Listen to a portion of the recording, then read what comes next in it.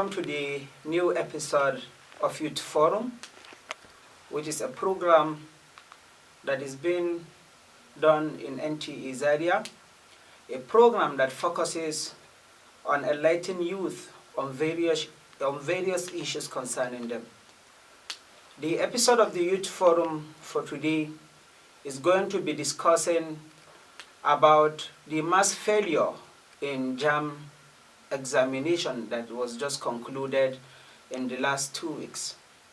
And our guest for the day is a very young educationist par excellence, a staff with the Federal College of Education ZARIA, and also a postgraduate student of education from the prestigious Ahmad University ZARIA.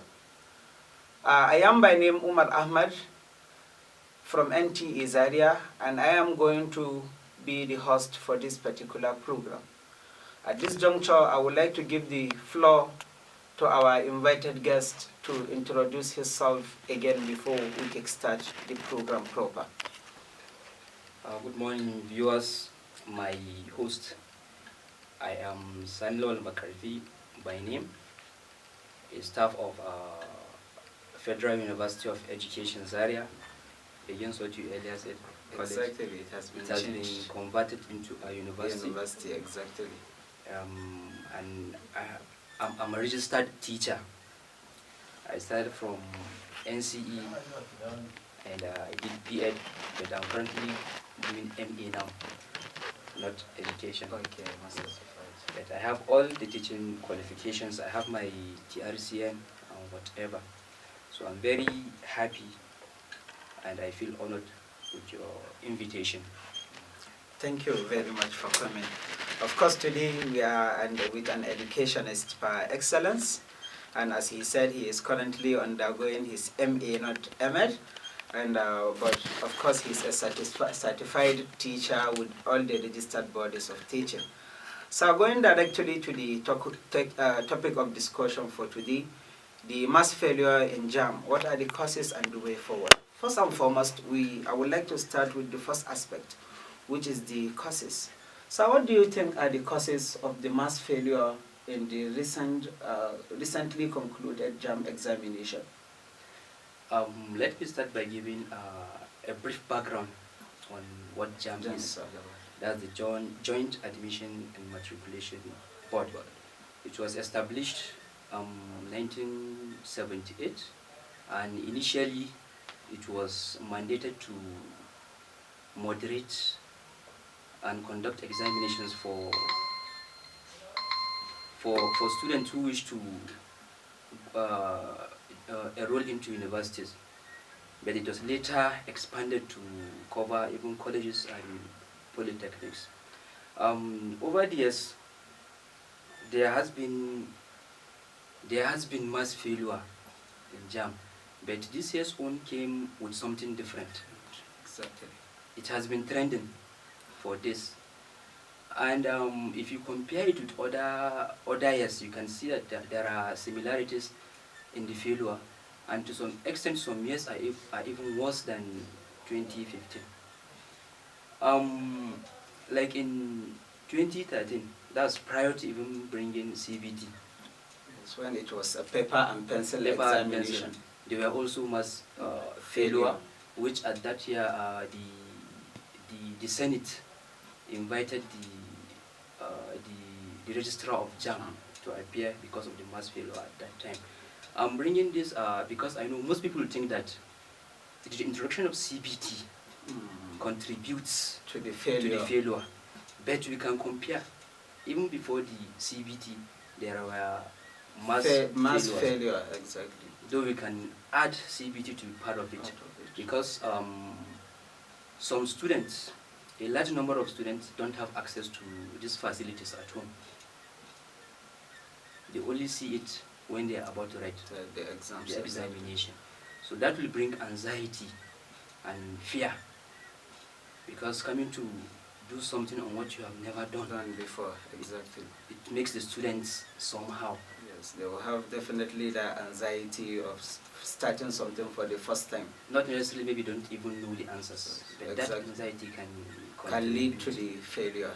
Exactly. And this year, to be specific, the registrar said that it was because, or it is because of the measures they took to curtail examination malpractice that brought about a high rate of failures. Okay. That is to say, the reason why others were succeeding before is because maybe there is a kind of exam malpractice or the other in the system. But if you compare, it's almost the same. Okay, with the previous years. Exactly. Because even in 2022, 78% failed. In 2025, 78% failed. So there is not that much difference. Exactly. That's according to the Jamb registrar.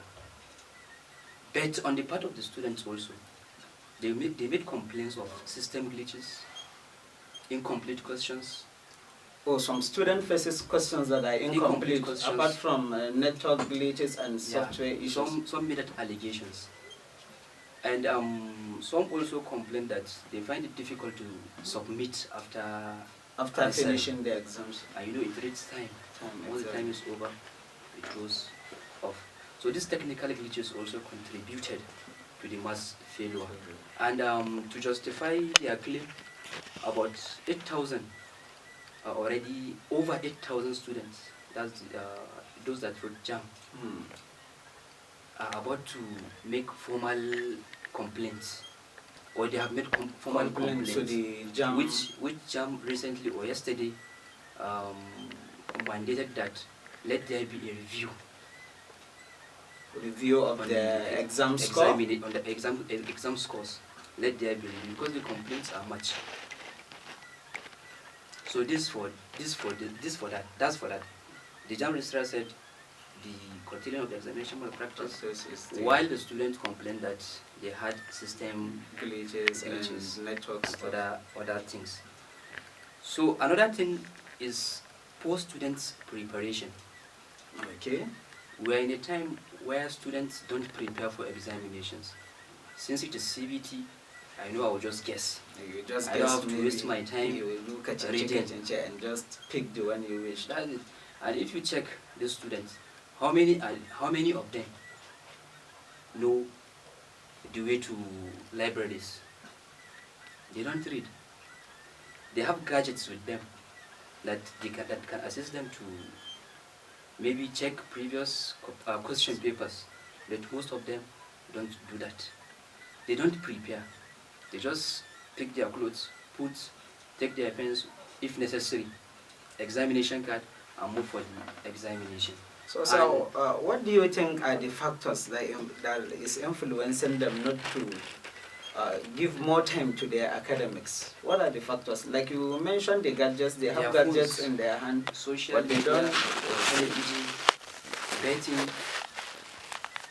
and plays, relationships, unnecessary relationships. And as a study student will have like 3 girlfriends. And as a study student will have like more than 5 boyfriends. So all these things are things that distract them. They don't focus on their education. And whoever fails to prepare prepares to fail.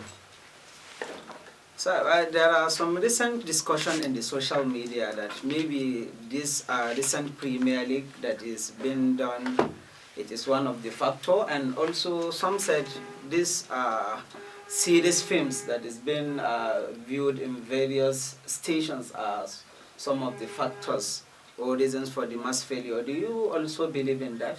It is inclusive now. You can watch it on your phone. And you can waste your time to go to viewing centers instead of studying. This is what these students are doing. They waste time at night watching films, watching footballs, watching reviews on movies, series, etc. So all this contribute to the mass failure, and it's distract their attraction, and at the end they fail. So also, there is a disconnection between what is taught in school and what is said in Jamb. Okay, that means there is curriculum issue. Jamb, it centralizes the questions. They don't care. This school is taught. These students have been taught. These students were not taught. the questions are the same. But do you see that problem from the Jamb, or you see from the education, should I say the education administrators? Because I believe the curriculum and syllabus for all the students in Nigeria is almost the same. Maybe the problem might be from the educational administrators or the teachers. There are some schools that the teachers are serious that they will go and teach the student properly and cover the curriculum. While maybe there are some schools that they will not bother to teach the students because maybe there is no proper supervision or things like that. Yes, you have made a point. You have made a point. And JAM and other examination bodies can start making that supervision to ensure that at least, even if not 100%, 80 to 90% of what is in that curriculum is covered across all the schools. Because you cannot expect a student to answer what he does not.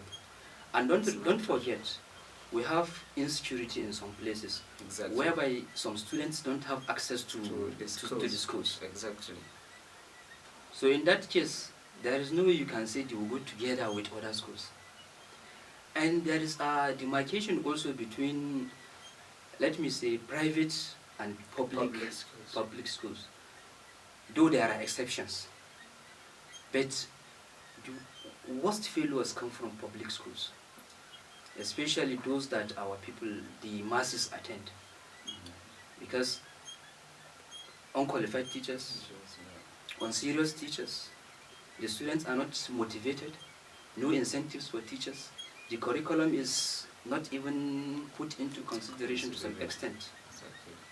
So all these are things. While in the private schools, where the daughters and sons of the rich or the elites attend, you will see that they pressurize their teachers, or they get their teachers to ensure that they cover what is expected of them.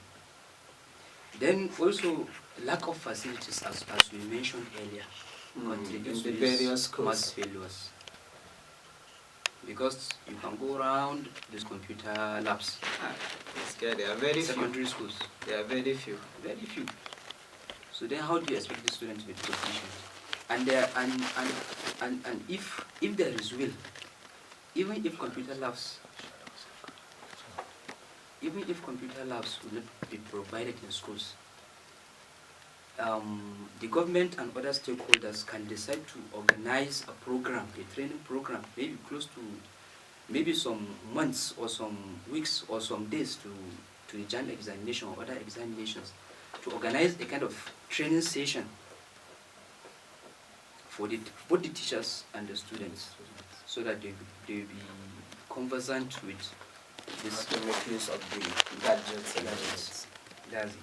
Then there is also socio-economic background on the part of the teachers and the students. Some students, their parents find it even hard to sponsor them to schools.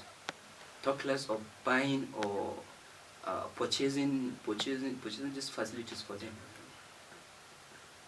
And some students sponsor themselves, even at the secondary school levels. A child will have to go out, sell something, hawk something. Maybe you go to a garage, repair car, repair motorcycle, before he will come and sponsor himself to attend the school. It also affects. That's it. Then another thing is also reliance on miracle centers. So even in Jamb there are miracle centers? It's not surprising. It's not something surprising. Alright. Because some people pay extra. Okay. They pay extra. In some centers, so that they will be able to. And if you are following the news, you notice that there are a good number of persons arrested for impersonation and other things. So maybe they have paid the school or the center, then they hired someone to come and write the examination for them. So this over-reliance, someone will write for me, and then there will be an issue. Definitely, you are not prepared for the exams. When you start for it, you definitely fail. And this does not affect only Jamb. It also affects WAEC and other examinations, which the student must, and the parents, and also the teachers, and all stakeholders must rise to fight these miracle centers. because they are contributing to killing the education exactly. system. Also, there is a quality teachers, issue of quality teachers. You can see that this incompetence is recycled.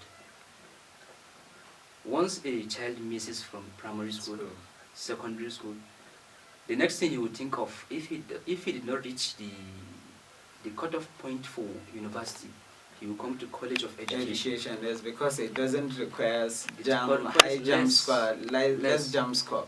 So how do you expect that child with poor background to come and be exceptional in the higher institution? So it is recycled. And when he graduates, he will go back and teach. So just look at it. He comes up without the quality education, and he's going back to society to teach other students. They will also follow suit. Exactly. So it will continue recycling. So teachers at the grassroots must rise to their responsibilities. Let them take their profession very serious. Very serious. Yeah. Because once you miss the foundation, even if it is building, once you miss the foundation, that's all. There will be issues at the end. Hardly will there be meditations. Hardly. So I think, since you said the time is limited. So, of course, Madam Sani Maqarfy, you have discussed a lot and you have highlighted a lot of issues and factors that are contributing to the mass failure of Jamb. So, sir, now looking at the time, we should just move directly to the way forward. What do you think are the solutions to this mass failure of Jamb examination? The thing is that since there is a problem on ground, all education stakeholders should sit. This thing has been happening over the years. How do we bring it to the barest? They should sit. And also, the system should be overhauled entirely. There should be adequate and timely update of curriculum. And Jamb and other examination bodies should ensure that these schools that are bringing the students to write these examinations follow this curriculum. Yes, and they cover at least 90% of the curriculum. Yeah. And if they cannot cover, they should ensure that they organize extra classes for the students and special trainings for them. Then also, the government should look at the incentive of teachers. I can't be taking 45,000. So I can't be taking 45,000 that is not even half to the price of a bag of rice. Exactly. Then I would stick to my teaching profession. It's not possible. Yes, yeah, it's not possible. So teachers will have another way, and they will leave their own primary assignment and to teach that the government and stakeholders should look at this and see how to make these teachers comfortable so that they will focus and deliver on their duties. But Madam Sani Maqarfy, you see, there are some people that do complain that if we compare the private and the public schools, you see that the private school teachers are paid more better than those that teach in private schools. Some people are saying that maybe the problem in our public schools is lack of supervision. Because you see, in a private school, a teacher is being paid maybe 20,000, 30,000 in a month. And in a public school, mostly you see they are being paid in our secondary school. Those with degree, I think they are being paid 70,000, some 50, some amounts like that. So do you also believe is with the saying that maybe it is lack of supervision from the government that also leads to the problem of lack of performance by the teachers? Yes, exactly. There is negligence from both the part of the government and the head of the schools. No supervision. Teachers come when they want, they leave when they want. And sometimes what they do in class is just to give notes. They don't even explain in public schools. I taught in a public school. I did my teaching practice there. Twice Right. I also did voluntary teaching in public school. Mm. So sometimes I used to be surprised when I see a teacher giving notes to students just copy. And it continues like that. Then at the end, maybe before examination, the teacher will take a session to come and explain from the beginning to the end. Maybe in just a single class, after taking a note of maybe more than 20 pages. If not miracle, how do you expect the students to? What possible. we are taught is that you teach, and in teaching, you should interact with your students. Yes. And when you give the student chance to dominate the class, your teaching is more effective than than when you give them to just go and copy notes. It doesn't make sense. It doesn't at all. So teachers should stand up, know what they are doing, especially in the public schools. And what differentiates them from that of the private schools, even though they earn sometimes more than those in the private school, is that it's just like a business. Me and you will have business. I can't allow my business to go down. To go down, exactly. Because in private schools, if the students are not performing, their parents will decide school for them. Change school for them. And you won't want that. Exactly. That's why head of private schools, they ensure that they pressurize supervision. They pressurize sure the that teachers. The teachers performed so their that they duties. perform. And it's pain. Exactly. It's because most from private tuition schools, you see that they are performing excellently. So which call are you going to make to the government on making proper supervision on the activities of most especially our primary and secondary schools? The government is doing its own part. That's why there is appointment of education secretaries in each local government, if I'm right. Yeah. And in that Ministry of Education, I think there are supervisors. They should be charged. They should be charged to be doing their duties. And there should be orientation, time to time, for the teachers. And stakeholders, education stakeholders, there should be orientation so that they will be informed of the developments. You know, things are changing. Exactly. Things are changing. So what other factor do you think, or what other thing do you think can be a solution to this mass failure apart from the ones you mentioned earlier? So parents should also take responsibility. Right. They should be concerned about their students' education. We have a lot of parents who don't care to question their children what they have learned in school.